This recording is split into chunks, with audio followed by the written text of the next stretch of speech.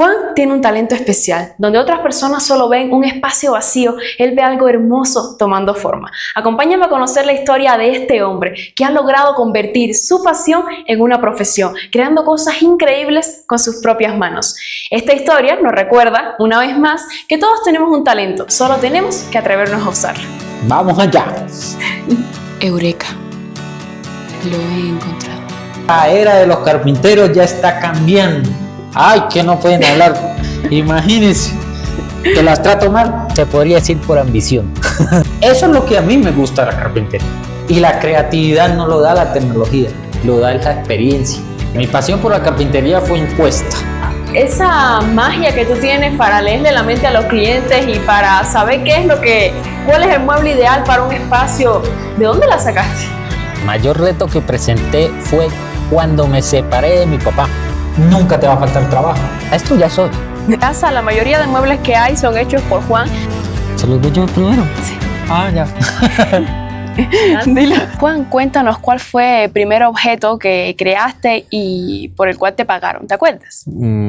Sí, o sea, fue exactamente, tenía como 15 años. Alrededor de los 16 años estaba empezando con mi papá.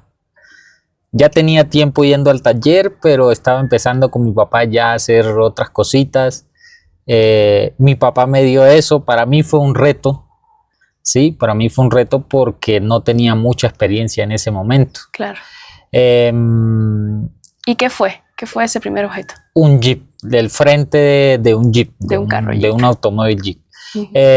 Duré como un mes y medio haciéndolo. Me sentía muy frustrado porque desperdicié mucho material también. Me machuqué muchas veces. Ya estaba que renunciaba hasta que por fin pues lo logré, lo saqué adelante y... ¿Y cómo te sentiste ya cuando salió a la luz y tuvo vida? O sea, de verdad. De verdad. Frustrado. No quería saber más nada de eso porque duré mucho tiempo haciéndolo. Sí me gustó porque a la final, ya después de usted hacer un objeto, hacer alguna cosa, la creatividad o lo que usted desempeña en el momento es muy bonito. Pero al entregarlo, lo que no quería era saber de eso porque ya había pasado muchos errores, muchas cosas que me tocó perfeccionar, muchas cosas que me tocó volver a empezar. Entonces, o sea... Fue como un trabajo de resistencia. Exactamente. O sea, creo que me lo volverían a pedir y lo pensaría claro, ya ahorita creo que no me costaría tanto porque ya he adquirido muchísima más experiencia, pero no sé. ¿Y crees que ese fue un buen primer trabajo? ¿O hubieses preferido hacer otra cosa? No, hubiera sido preferido hacer otra cosa. Pero bueno, gracias a eso aprendiste. O sea, sí, aprendí muchas cosas en eso porque, o sea, lo que le digo era un objeto, no es como usted hacer una cocina o como hacer un closet o como hacer una cosa lineal, no, esto tenía muchas curvas, muchos detalles, muchas cosas que me tocó hacer y a mano. Entonces... Lo que le digo, lo pensaría ahorita un poco más. ¿Y cuánto te pagaron, Juan, por este primer trabajo? A ver. ¿Cómo te sentiste al recibir ese pago? O sea, la verdad, recibirlo, pues no me... O sea, como que aquella alegría de que ya recibí dinero, no porque... O sea, como le digo, era una cosa que yo ya quería salir, me pagaran o no me pagaran, yo ya quería salir de eso y no lo quería ver más. Y por decirlo, al cambio en Colombia, como unos $300 más o menos me pagaron por eso. Muy bien. Ya después de que estuvo instalado y estuvo funcionando y todo, o sea, ya... Fue mucho trabajo. Sí, fue mucho trabajo. Si tus herramientas pudieran hablar, ¿qué crees que dirían de ti? Ay, que no pueden hablar. Imagínense que las trato mal. Cuando me hacen poner bravo, que empiezan a fallar. Dígame, las tiro contra el suelo, las trato mal. Yo creo que ya me hubieran pegado.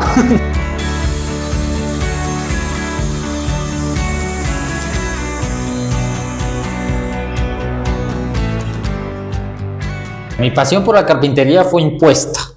¿Impuesta por qué? Porque mi papá es carpintero. Ujú. Y eso fue lo que en sí nos enseñó, porque a todos nuestros hermanos nos enseñó fue eso. Claro. Em, ¿Y no le cogiste gusto con el tiempo? pues gusto como tal, no. ¿No? No, porque a veces este oficio es muy mal agradecido porque no en tal por el oficio, sino por las personas o los clientes con los que trabajamos a veces. Sí, porque a veces pues no molestan por alguna cosita o no quieren cancelar cuando ya se le hace el trabajo, o sea, muchos atenuantes, muchos atenuantes. Pero algo bonito tiene que tener. Ah, no, para mí lo bonito es cuando yo me siento en la computadora y empiezo a crear lo que voy a hacer. Eso es lo que a mí me gusta de la carpintería, crear. Porque ya en sí, cuando usted crea, cuando usted hace el dibujo, cuando usted sabe lo que va a hacer, ya armar es como ¿qué le digo yo? Como un juego, ¿sí? Pero cuando usted se sienta a pensar las cosas o a pensar qué se puede ver bonito o qué se puede ver mal, ahí es donde está la pasión de la carpintería, ahí es donde está la creatividad del carpintero. Porque ahorita lamentablemente muchos dicen que son carpinteros, pero realmente no son carpinteros. ¿Qué? ¿Sí? O sea, son como, ¿qué le digo yo? Como cuando yo tenía 15 años que eran aficionados. Lo primero que yo aprendí con mi papá fue a lijar. Eso fue un proceso más o menos como de unos 3 meses. 3 meses más o menos duré en ese proceso lijando. De ahí aprendí a pintar. Mi papá me puso a pintar. En eso, en saber pintar un mueble, porque todo el mundo no sabe pintar un mueble. Eso tiene su técnica, tiene su experiencia, porque todo es de experiencia. De ahí salí a trazar, ¿sí? Porque anteriormente no habían tantos recursos como lo hay ahorita, ¿sí? Anteriormente uno agarraba una tabla, si iba a hacer una cocina, agarraba una tabla, uno empezaba a trazar, empezaba a medir para adecuar las cosas. Y de ahí, mi primera obra, que yo me acuerdo tanto, que ahí fue ya después de prácticamente en ese proceso duré como 2 años más o menos. O sea, para yo hacer mi primera obra, ya suelto solo, pasaron como 2 años y medio. Y de ahí, y tuve muchos errores, a pesar de que ya tenía una experiencia previa de que mi papá ya me había explicado muchas cosas, pero tuve errores. La era de los carpinteros ya está cambiando, ¿sí? Ya está cambiando, ya se está como que adaptando a la tecnología, ¿sí? Pero y esa es la parte que te gusta a ti. O sea, sí, no, porque ahorita lamentablemente hay que conjugar las dos, ¿sí? Porque usted no se puede, en la carpintería hay mucho detalle, lo cual no lo da la tecnología, ¿sí? Y la creatividad no lo da la tecnología, lo da la experiencia, el tiempo que usted ha durado tiempo haciendo muebles en muchas partes, ¿sí? Yo por lo menos mis diseños yo no los hago todos iguales, ¿sí? Yo mis diseños siempre los cambio. Siempre cambio, siempre pongo un plus, siempre pongo algo diferente, ¿sí?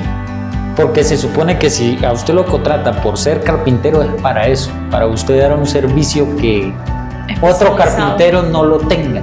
Pero ahorita estamos haciendo un gavetero que es para unos closets y estamos terminando de instalar 2 casas aquí en un conjunto. Y Juan, ¿cuál parte del proceso de construir los muebles disfrutas más? La de diseño, diseñar, crear, y ahí es donde va, es crear. Y esa magia que tú tienes para leerle la mente a los clientes y para saber cuál es el mueble ideal para un espacio, ¿de dónde la sacaste? A ver, la verdad no les sabría explicar. No les sabría explicar porque es algo como que tengo en mi mente de que yo veo o yo me pongo en los zapatos o en la situación o en el pensamiento de la persona que está hablando conmigo. No sé cómo se puede decir eso, si sea un don, si sea, no lo sé, pero, o sea, yo particularmente, yo tengo eso.